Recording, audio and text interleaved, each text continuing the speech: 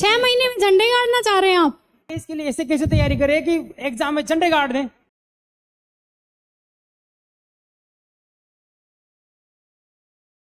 झंडे गाड़ेंगे।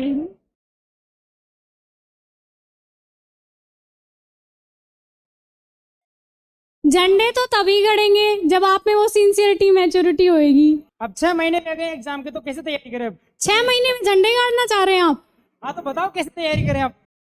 देखिए 6 महीने तो मुझे लगता है आपको डिमोटिवेट करने का मेरा बिल्कुल इरादा नहीं है, लेकिन यूपीएससी में आप सोचें कि 6 महीने में ही आप सब कुछ कर देंगे, तो मुझे लगता है कम से कम 1 साल 1.5 साल तो आपको चाहिए ही, कि आप एकदम सिंसियरिटी से और पूरी मेहनत से पूरा हार्ड वर्क कर रहे हैं, स्मार्ट वर्क कर रहे हैं, तो 1.5 साल 1 साल तो आपको चाहिए। 1 साल की प्रिपरेशन बस, और आधा में मतलब हाफ ईयर तो जब हम पेपर देते हैं उसमें ही हो जाता है। पहले प्रीलिम्स देते हैं, फिर मेंस देते हैं, फिर इंटरव्यू देते हैं, तो उसमें ही हो जाता है। लेकिन मैं बस यही कहूँगी कि रिवीजन अच्छे से करिए, मतलब जो आपको आता है उसमें आप एकदम कॉन्फिडेंट रहिए कि अगर इस टॉपिक से क्वेश्चन आया तो मैं अटेंड कर ले जाऊंगी।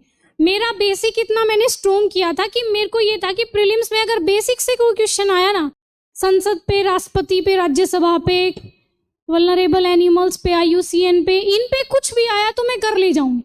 मतलब बेसिक वाला क्वेश्चन तो छोड़ना ही नहीं है, मुझे ये था, क्योंकि करंट थोड़ा सा डायनेमिक होता है।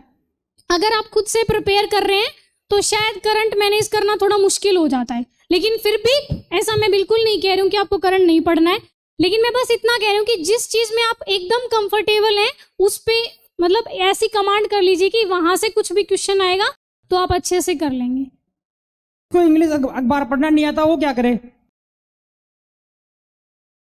पढ़ना नहीं आता? हाँ। पढ़ना तो सीखना पड़ेगा। मान लो उसको आता ही नहीं हो तो फिर वो क्या करे? हिंदी का पढ़ लीजिए आप। मैम हिंदी का काम नहीं आता ना अखबार इसमें। हिंदी का मतलब करंट कहाँ से पढ़े?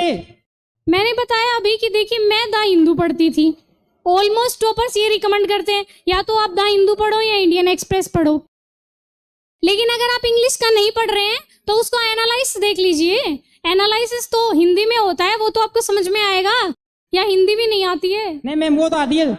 आती है ना? Yes ma'am. तो एनालाइसिस देख लीजिए। Thank you so much ma'am.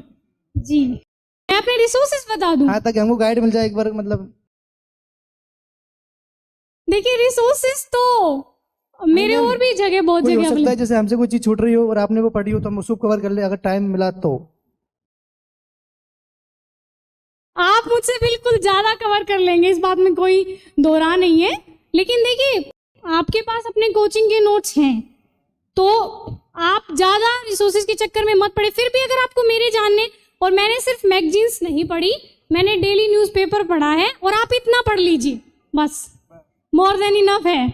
मैं अपने रिसोर्सेज मतलब यही रहे हैं, NCERTs पढ़ी हैं, उसके बाद मतलब हर सब्जेक्ट की जो स्टैंडर्ड बुक्स रही हैं, जैसे हिस्ट्री के लिए स्पेक्ट्रम पढ़ी है, बिपिन चंद्र की दोनों बुक्स पढ़ी हैं, इंडिया आफ्टर फ्रीडम स्ट्रगल और इंडिया आफ्टर इंडिपेंडेंस दोनों, और पॉलिटी के लिए पहले NCERT पढ़ी है, उसके बाद लक्ष्मीकांत पढ़ी है, और लक्ष्मीकांत सर की एक गवर्नेंस की भी आती है बुक, वो मैंने देखी थी, मतलब पूरी मैं पढ़ी नहीं लेकिन मैंने देख ली थी कि हाँ इसमें क्या क्या है।